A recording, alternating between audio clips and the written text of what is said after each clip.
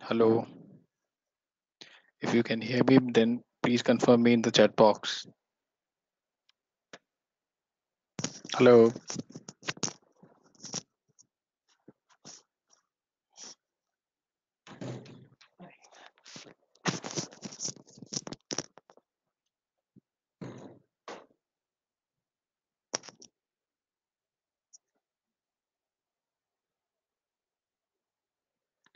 Hello.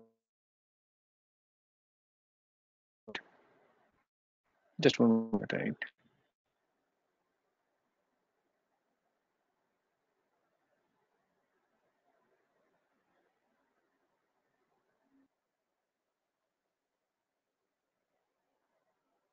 So today we'll be starting and knowing about the insurgency in northeastern parts of India. So what actually insurgency is? What propels it? What are the harmful effects of this insurgency, and how it has impacted the internal security of India? We study these things in internal security portion.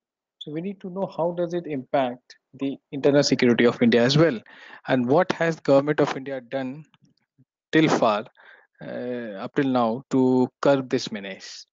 So first we need to know about the northeast of Northeast India is the easternmost region of India and is connected to the remaining India through a very you must a narrow corridor, hardly 30 kilometers in stretch, that is called the Chicken Neck or the Siliguri corridor. It's you can see locate this in map as well. Please see the map of India and try to locate Siliguri corridor or Chicken Neck. So it consists of the northeast of India consists of states like Arunachal Pradesh, Manipur, Assam, Meghalaya, Mizoram, Nagaland, and Tripura. And these are called seven sisters plus they have one brother, that is Sikkim. So the seven sisters plus one brother, Sikkim. And it is a very important area. It is a very important international strategic dimension because you see it is a bridge to the southeast of Asia. Okay, it is a bridge to India's Southeast Asia. The entire northeast region is at crossroads of India and Southeast Asia. So vibrant economies of Southeast Asia are linked to India via this region itself. And again, it has a huge natural resource like oil, coal, gas, hydroelectricity, fertile land, and all the rich flora and fauna that is found in northeastern parts of India. So this can be easily harnessed and used for national development. Northeast can really be the engine of growth for the India itself. So it is often referred as a land of thousand mutinies, and these were happening even before independence. So how does it start? What all were the factors that were responsible for it? Let us see these things. See, this is the map on your screen, and this is the northeastern area. So from 1997, you can see that 11,000 guerrillas. Now, what is guerrilla? Or who is a guerrilla? What is guerrilla warfare actually? It refers to a fighting technique where one runs, shoots, and scoots. You run and you escape. So 11,000 guerrillas have been housed in 63 designated camps in Assam, Nagaland, Manipur, and Meghalaya. Now, these are the authentic data that we are quoting here. Like guerrilla groups in ceasefire, Assam had six. There are 31 designated camps in Assam, and over 5,000 militants were living there. Similarly, in Nagaland, there were four. The designated camps were 14, and there were 5,000 people living out there. Again, the guerrilla groups in ceasefire, there were 21 of them in Manipur with 12 camps and 1,800 militants. Meghalaya too had one with 6 camps and 156. So you see, this is the land of Northeast, and you can see Dispur here, right? Here it is. I'll just move my cursor over here. This is Dispur, and this area, this is linked to India. This area, इधर का भी जो map में नहीं है, this is called the chicken neck. Okay, it looks like a neck of chicken. People who eat chicken must be knowing it. For those who don't, you can call it Siliguri corridor. So what was happening here? Now there were many types of conflict that were happening here. Like there are national conflicts, there are ethnic conflict, and then there are sub-regional conflict. National conflict it means a demand for a homeland or a separate nation. In the pursuit of the realization of this demand, there were very violent protests over here, like Ulfa. Ulfa wants to have a sovereign Assam. Okay, sovereign Assam. Sovereign, sovereign applies to an independent country. So Assam would be, they want to bring back the glorious Ahom days for Assam. Ahom were the medieval kings of Assam, very powerful kings. Similarly, NSCN, National Socialist Council of Naga, it talks about Greater Nagaland or Nagalim. It talks about a separate country called Greater Nagaland or Nagalim. Then there are ethnic conflicts, which ethnic conflict means the assertion of numerically smaller and less dominant tribal groups against the political and cultural hold of a dominant tribal group. So first you must know that for the rest of the India, the northeast of India looks like a monolithic entity. Like we often there's a tendency in the remaining part of India to club entire northeast of India into one. But believe you me, there are more than 1,000 tribes living in northeast, which with their own indigenous practices, their own culture, ethnicity, so on and so forth. So they are very distinct from each other. And what rest of us think that they are more very similar, it's not the case. They are not homogeneous, but highly heterogeneous entity. Then there are ethnic conflicts, as I told you, and then there are sub-regional conflicts. What happens in sub-regional conflict? The movements that are involved here, they ask for recognition of sub-regional aspirations, like maybe some greater representation, greater autonomy in while functioning, like the UPDS in Assam. So these are the things that are happening here, and these are the types of things, that insurgencies that we are seeing over here. So there are various ethnic groups in. You can see the names over here. Assam has ULFA, United Liberation Front of Assam. Then it has the National Democratic Front of Bodoland, the NDFB. Then the Kamtapura Liberation Organization, the Manipur has PLA, the name itself, very close to what the Chinese army is called, the People's Liberation Army, the UNFF. See, these are this slide is just to give you an idea that these are the number of organizations, the mainstream dominant insurgent groups that were operating in Northeast until very recently. Now most of them have subsided. We'll see it why they have. So coming back to the previous slide, these are the things that we saw. And moving on from here, now again, reasons. What were the reasons? See, Assam was the first state that was created after 47 was Assam. So during partition, there was a vast influx of immigrants from East Pakistan, which is now known as Bangladesh. So, and again, this happened even after the Bangladesh war, when East Pakistan became Bangladesh. Then also large number of people came from that side to Assam. So during 47 also they came when it was East Pakistan, and during 71 also when they came when it was Bangladesh. So this sort of immigrant flow, this created lot of apprehension within the Assamese, and there were violent protests, and Assamese started believing that India has nothing to do with us. If it really cared for us, it must have done something to protect us from these immigrants. See, whenever there will be vast immigrants, the resources, as we all know, are limited in numbers. So has to be a conflict. So even Assam even said the Assamese felt that India is keeping us only for our oil, the Digboy oil plant, which was unearthed by the British. So again, there were revenues coming from Assam's tea. So Assamese thought that these are the things that India needs from us. It has nothing to do with our protection and our safety. So ASU, that is All Assam Student Union, AASU, ASU, it started a very intense agitation, which demanded that the National Register of 1951 must be brought. Now, what is National Register of 1951? See, every state has a domicile. Okay, you must be aware of your state domicile. So they demanded that every person who is living here must be having that his name mentioned in that 1951 national register. in order to be a valid citizen of Assam. So this was not to be, and then this ULFA, the United Liberation Front of Assam, was formed, and it was formed at Sivasagar. Sivasagar in Assam is a place of historical significance ever since the Ahoms, ever since the time of Ahom rule. So Ulfa wanted that Assam should be ruled by Ahoms, and recruits of Ulfa were drawn largely from Assam, and then a lot of bloodshed happened. Ulfa killed many people over there. Many of the Ulfa's cadres were killed by the security forces and police. And finally, peace talks started as late as in 2011.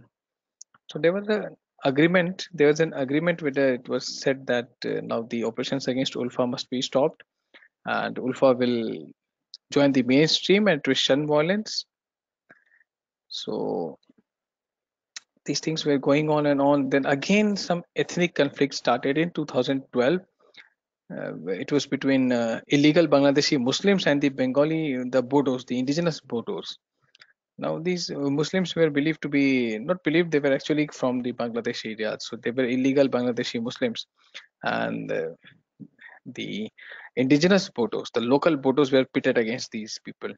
So there was large amount of casualties happened, and it happened worldwide, all across the country. In other parts of India as well, it was the rumor spread that northeastern people will be targeted by Muslims in cities like Bangalore and Pune and Delhi and so on and so forth.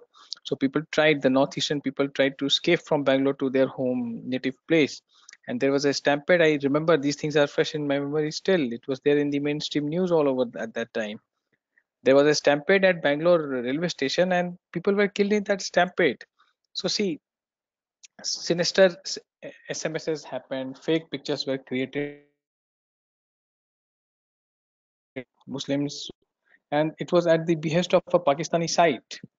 So we will again see this. There are few other chapters lined up that how social media is detrimental or is it plays a large role and makes and is capable of making the internal security of India much more vulnerable. So a fake picture from a Pakistani site was circulated, which said that the northeastern people or the Buddhists in Myanmar are killing Muslims, and it triggered a vast amount of protest and violent protest in India from Muslims. So these were the security repercussions. Now, coming back to the demand of Assam, that we are seeing that it wants Bodoland, the Karbi Anlong, Dimaraji, and Kamatpur. These are the four areas. I repeat: Bodoland, Karbi Anlong, Dimaraji, and Kaptapur. So after Telangana has been created from Andhra Pradesh, these people are more pressing with their demands that we also need these states. Now, what is Bodoland?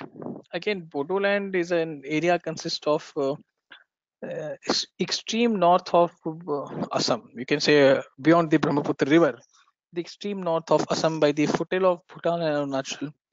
So it is predominantly inhabited by the Bodos, and it started somewhere in late 80s by 1987 or 1988, and they have this Bodoland Territorial Council that is known as BTC, with its legislative, administrative, executive, and financial powers. These are restricted to the 40 policy areas in Bodoland, namely the four district Kokrajhar. Now, Kokrajhar was one of the place where this Bodo and Muslim rights happened.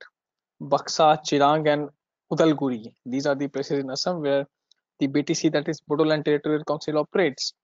It was established in 2003 after there was a peace agreement, following a peace agreement between Government of India and Bodo rebels. So currently it is under the sixth schedule of the Constitution. What is sixth schedule of the Constitution? Those who have studied polity must be aware of it. Those who have not, please wait till we start the polity part.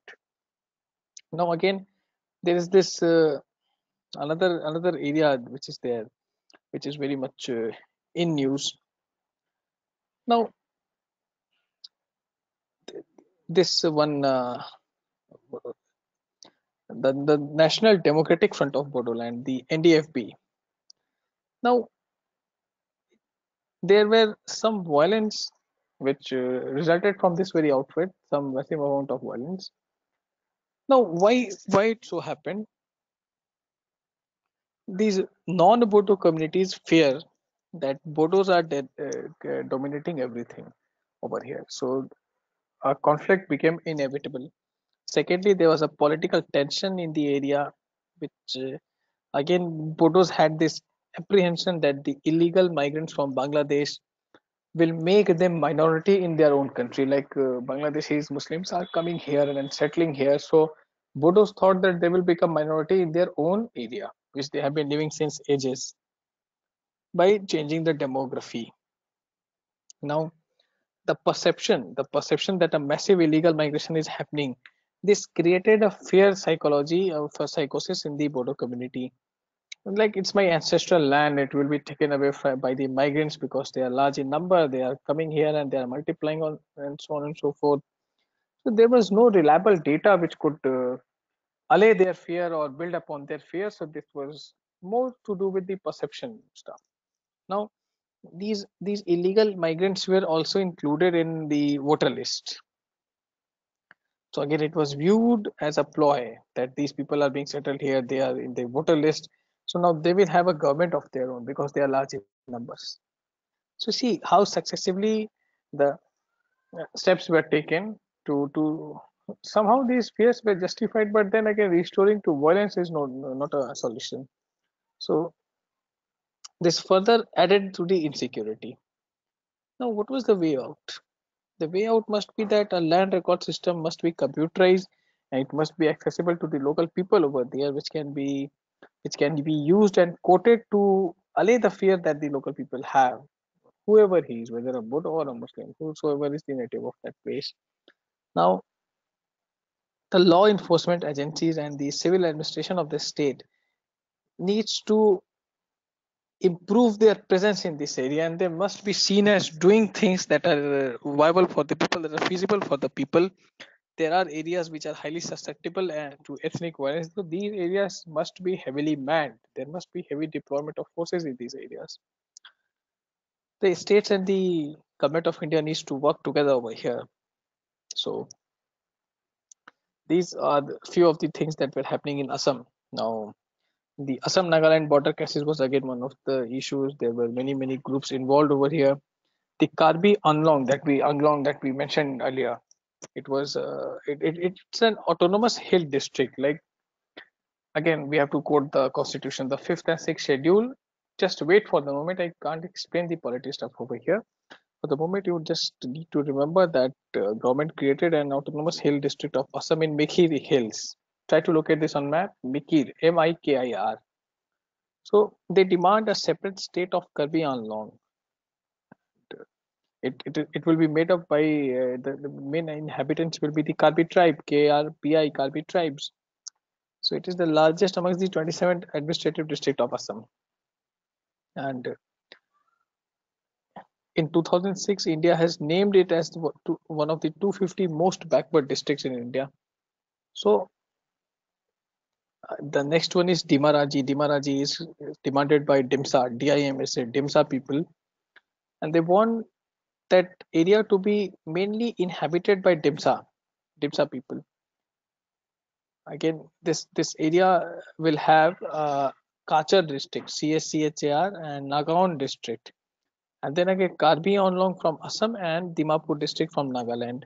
So when they say that Dima Haso will have Karbi Anglong from Assam and Dimapur from Nagaland, this is again a conflict zone because Nagaland claims their stake at Dimapur, Assam claims its stake at Karbi Anglong. So that if you draw a Venn diagram, then these areas will overlap. Like Dimapur wants this, Assam wants this, and Nagaland wants this. So government again is here in fixed to whom to talk to. If you talk to one group, the other will become very angry. So government created the Dima Haso Autonomous Council in response to the demand. So whatever be whenever see, just try to understand this. If you want to break away from India, government will break you, and rightly so. So any demand for succession, any demand for breaking away from India, any demand for azadi, however lucrative and musical it sounds to hear, that is not permitted under the Constitution of India. Secondly, if someone wants regional or functioning autonomy, some sort of liberty to preserve their own culture, to preserve their own traditions that they have been following since ages. Indian constitution allows that. That is why we have provision of fifth and sixth schedule that the tribal areas and the schedule areas will have these rights to govern their land according to their own customs and laws. And for that, some parts of some laws, some Indian laws will stand diluted because of the regional laws operating there. So this is the only thing that government agrees to. There is no locus standi of any person to demand about azadi or breaking away from India. That shall not be acceptable. So government here created the Dimahas Autonomous Council. Now the last one that is operating in Assam is Kamtapur, and they do not have an autonomous council. They again wanted a new state with some districts from West Bengal and Assam. So again, this area which is demanded by under Kamtapur overlaps with area which were demanded by Gorkha land. So Gorkha land also demands a new state, Kamtapur also demands a new state, and again, if you draw a Venn diagram, there are overlapping areas. So what to do about this? Again, government tried to uh, allay their fears, and government tried to pacify all the warring groups over here. Now there is this Kamatpur Liberation Organization. This is this wants to, a national Koch Kamta kingdom, they say, which was existing during 12th to 15th century under the control of Khen, Khe and Khen dynasty. So they want those glorious days. So these the action was taken. Ulfa was continuing. Ulfa started dialogues with India. The Dima Halma Dog, the UPDS, the United People Democratic Solidarity, they finally signed a memorandum on 25th, I guess, 2011, November something, I guess, to subsequently dissolve itself, and that they shall have no, they will not shed more blood. Now, Ulfa has also largely been shunned. They have agreed to the demands. Most of the demands have been succeeded, and the rest cadre has been arrested. There are few fringes which are still operative, but they are less intense than their earlier counterparts. So most of them surrendered. So this is how the story in Assam goes. Now there are other areas which we need to see. Just look at see the bloody history. The Nagas again started the insurgency, as I told you. This guy Angami Jhapu Fijo, AZ Fijo is the name of this person. He is the chief of the. We have done with some now. When we will conclude this module on tomorrow, again I have a class, a webinar lined up at the same time. So then we will see what happened to the rebels in Assam, because the government of India, see, I have not tried to take different states. I have not taken different approaches because there is a uniform approach which we will discuss when we will cover all the states. So this Nagas were the first to raise the banner of insurgency, and AZ Fizo, actually he was trained by the British in First World War, and he trained his cadre in guerrilla wars, and he raised an army, and the army started fighting India. And 65 terror organizations, the point number one that you see in India, and 57 are from Northeast, 34 from Manipur itself. So you see what are the affected areas. And again, the Naga tribes, the Naga National Council, NNC, which later was transformed to National Socialist Council of Myanmar, NSCN. 3rd of March 66, the Air Force planes dropped incendiary bombs in Mizoram to check an unprecedented attack by the Mizo National Army. Now it overran the Aizawl Tracy. Aizawl is the capital of Mizoram, and this was the first and only time that the Indian Air Force was used to attack Indians in India. That happened in 1966. Now in again NSCN K, NSCNK is the Khaplang faction. Khaplang is a leader who broke away from NSCNK, which we will see all these things in detail.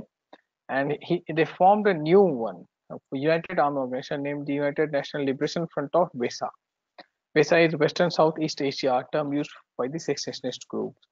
So you see, they are not confined to India. They have gone to South Asia, globally called local con global. For all the 7 states, only Mizoram is the only state there is no major terror active. Mizoram peace accord has been signed. Sikkim and Arunachal have always remained unaffected, so we are not talking about them. So this is the stuff that were happening. We saw Assam in detail. We are left with Nagaland, the other major part. Now the Mizoram and Meghalaya and all are very, very small ones. We can discuss them in less than 10 minutes. So I'll wind up this module tomorrow and we'll see how what are the steps that needs to be taken and what has Government of India done to check these things. So stay tuned. We are meeting tomorrow again. Whatever questions you have, feel free to ask me right now. I'm still here. I shall welcome all your doubts. Anything anyone wants to